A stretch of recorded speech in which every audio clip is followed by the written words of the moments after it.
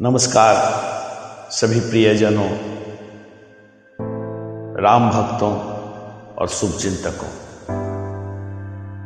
आज की श्री राम कृपा मानस चर्चा के तहत जिस ऊर्जावान शब्दों को मैंने समाहित किया है वो है सुनने की क्षमता, लिसनिंग पावर। कहने से कठिन सुनना होता है और सुनने से भी कठिन किसी भी परिस्थिति, किसी भी बात को सहना, और उससे भी कहीं कठिन होता है सब कुछ भूलकर समान रहना। मनुष्य का आधा सौंदर्य उसकी वाणी में निहित होता है और आधा मौन रहने में। बोलने से पहले शब्द मनुष्य के वश में रहते हैं, परंतु बोलने के बाद मनुष्य शब्दों के वश में हो जाता है। जिस प्रकार तरकस से तीर निकलने से पहले योद्धा अपने पक्के निशानी को साधता है, पर जब ज्यों ही तरकस से तीर छूट जाती है फिर वो योद्धा के बस में नहीं रहता। वो लक्ष्य वो भेदेगा या लक्ष्य से भटक जाएगा, यह उसके अभ्यास और उसके लक्ष्य साधन और भेदन की क्षमता पर निर्भर करता है। उसी प्रकार हर मनुष्य में, हर मानव के अंदर कुछ न कुछ विशेष गुण होती है। बहुत कम ही लोग अपने इस अद्भुत विलक्षण प्रतिभा को समझ पाते हैं।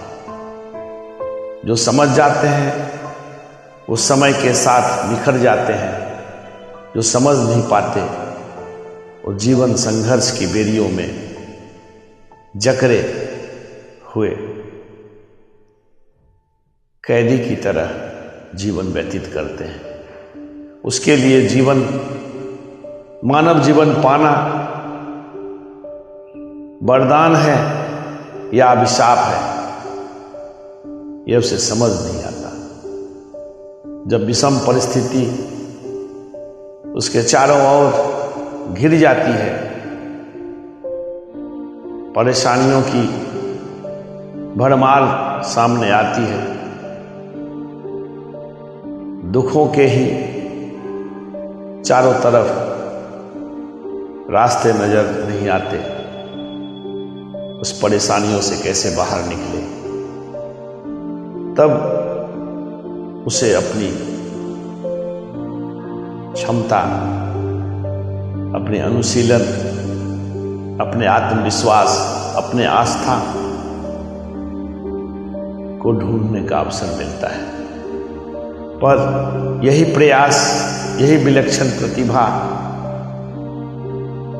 अपने अंदर खोजने की शुरू से अगर हम अभ्यास करें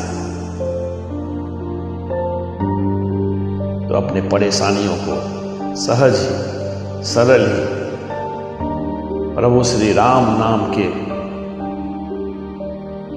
सुमिरन से, उनके असीम कृपा से उन सारे परेशानियों से मुक्त हो सकते हैं। इसमें कदापि कोई संदेह नहीं है।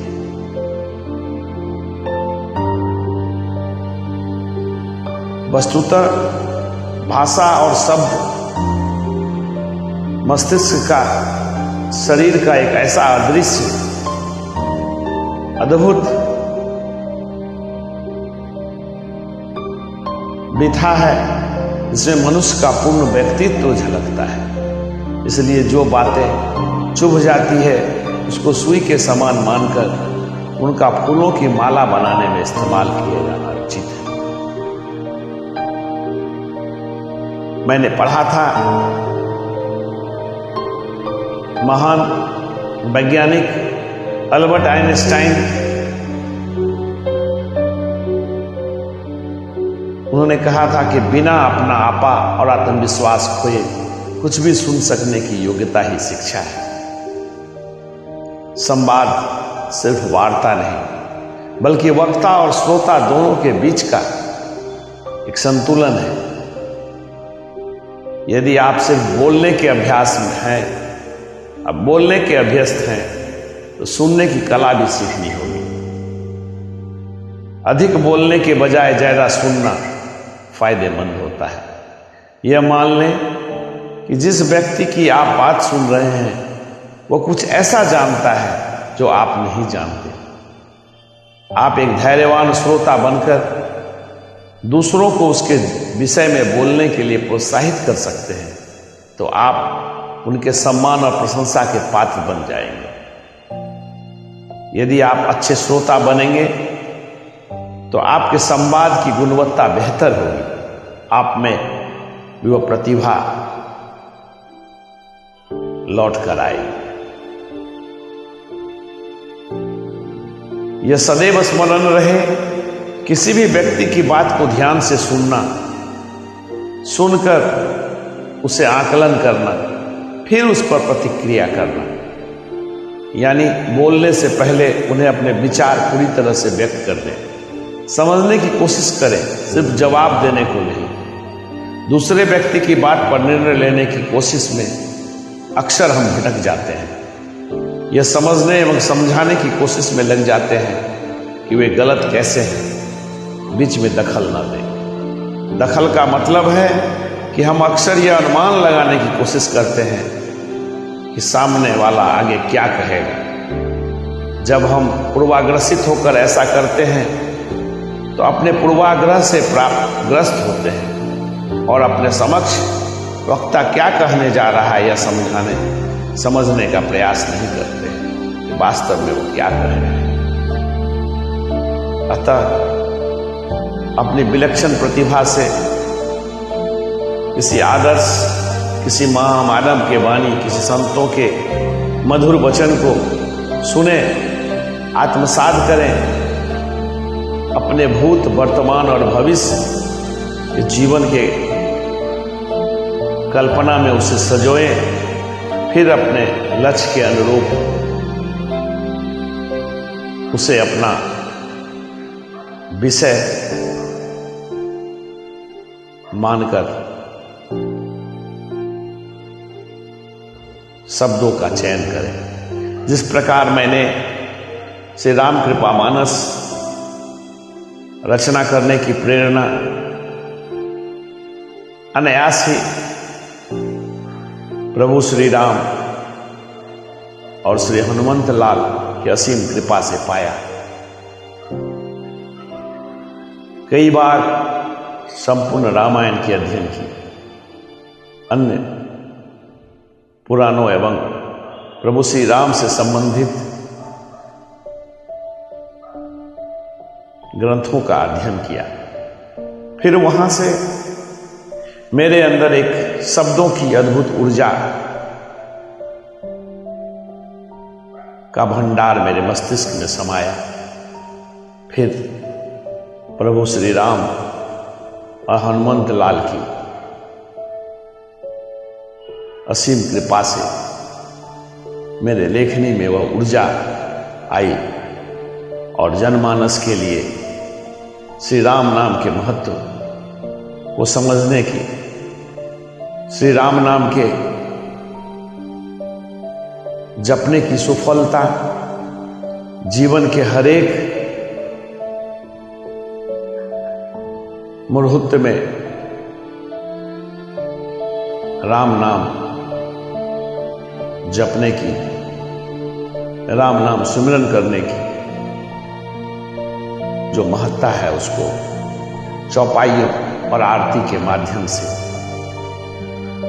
संपूर्ण विश्व के समक्ष प्रस्तुत करने की कार्य संपूर्णता, दिव्यता, आकर्षक छंदों और अलंकारों के जरिए संभव हो सका। महज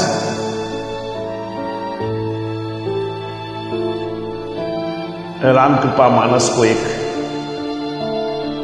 साधारण सा पुस्तक समझने की भूल न करें। अनेकों कवियों, लेखकों, साहित्यकारों ने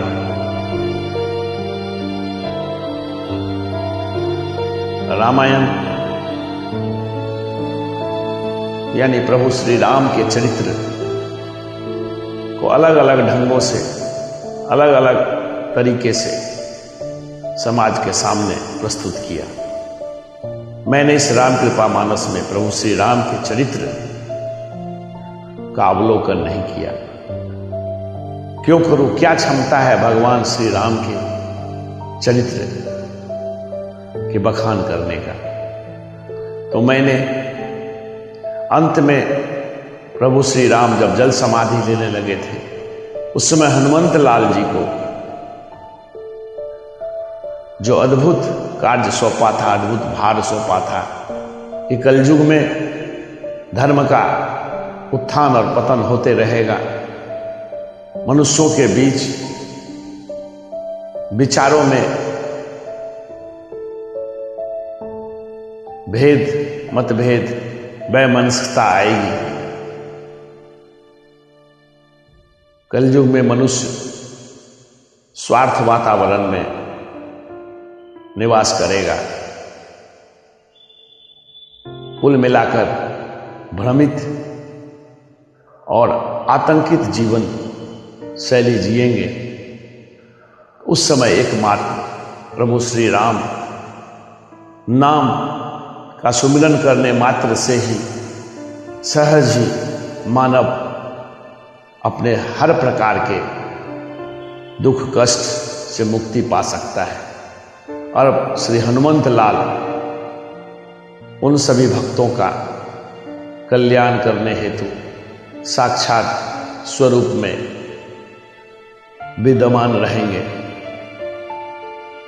इसी बातों को याद रखकर मैंने यह राम कृपा मानस लेखनी का कल्पना किया और श्री राम नाम के महिमा को वेद, पुराण और अन्य शास्त्रों से संकलित समावेश करते हुए निज शब्दकोश को इसमें पिरोया। तब जाकर एक संपूर्ण महाग्रंथ श्री राम कृपा मानस की रचना हो पाई। मैं जब पहली बार इस पुस्तक की, इस महाग्रंथ की मुद्रण के पश्चात जब अध्ययन किया,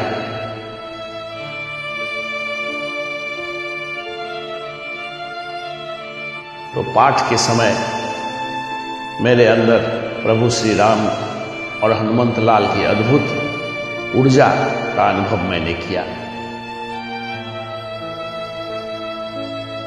उम्मीद है आप सभी पाठक भी नित्य श्रद्धा, प्रेम भाव से इस महाग्रंथ की पाठ करेंगे।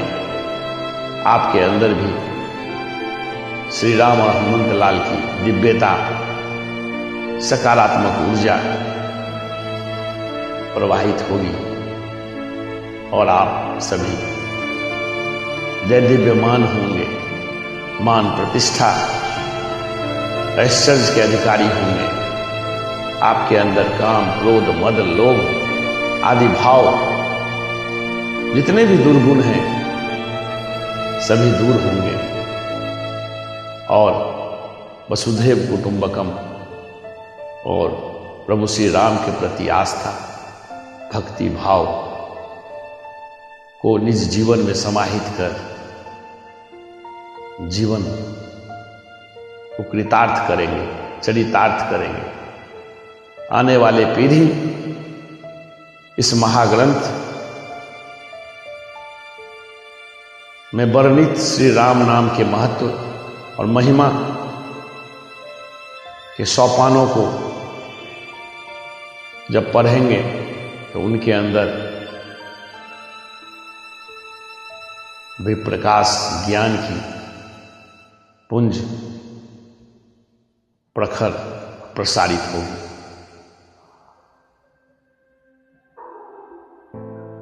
कि आप सत्य को जान लें, वह जो लोगों को न्याय निष्ठ बनने का आदेश देते हैं किंतु स्वयं अन्याय में लिप्त हैं, वह श्री राम भक्त नहीं हो सकते, चाहे वो राम नाम के 24 घंटे ही जाप क्यों न करें।